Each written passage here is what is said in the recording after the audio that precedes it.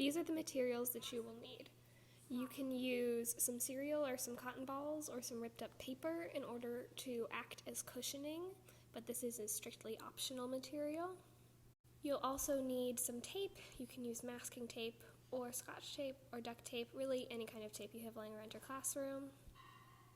You'll also need glue. You can use stick glue or liquid glue, whatever works. You'll also need an egg. You can use a boiled egg to limit mess, or you can use an unboiled egg to make the experiment more difficult. You'll also need a pair of scissors for each group so that they can manipulate the paper. You'll also need some optional paper clips or rubber bands. You could also use straws or popsicle sticks or anything else you have lying around your classroom. You also need some string. You could just use rubber bands for this as well, but it's good to have some string lying around. You also need a pencil and some paper for your students to be able to draw out their designs. Step 1, setup. Place a cluster of desks together to create stations. Then place the materials at each desk. You should divide the materials up evenly so each group has the same resources. Note, you can provide an unlimited resource like tape to make things easier, or you can limit all of the resources in order to make things more difficult. To incentivize less material usage, you can assign point values to the materials. The less points that each team has, the better. Step 2, divide students into small groups.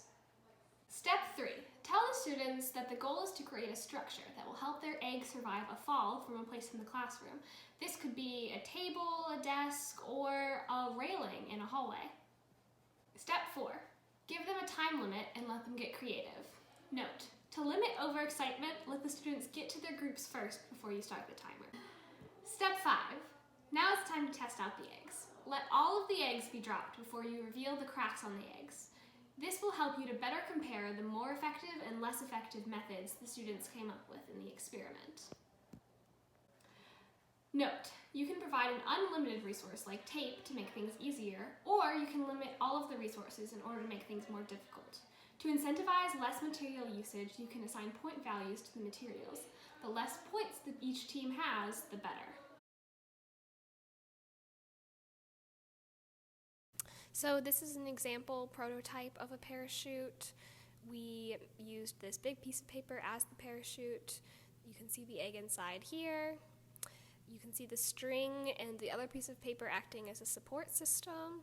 It's very rudimentary, but it will hopefully work to keep the egg intact. So this is just one example of something that your students could come up with.